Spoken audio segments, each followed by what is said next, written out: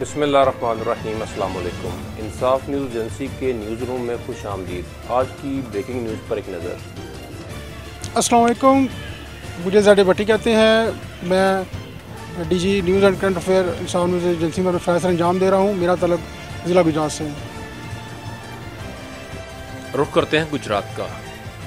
Kashmir hotel लारी अड्डा के chief executive Syed Shahid Hussain Shah की जानब से गुजरात के मारूफ सियासी और समाजी शख्सियात और अपने दोस्त अहबाब को ग्रैंड ज़ोहराना दिया।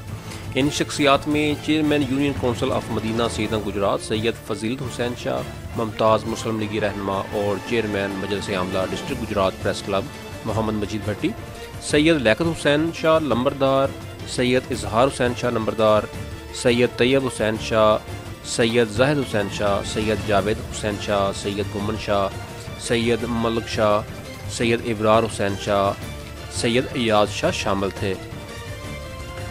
इस दोस्ताना ज़ोहराना में ज़िला गुजरात की सियासी और आने वाले बल्दियाती इलेक्शन के बारे में सलाह मशवरा किया गया।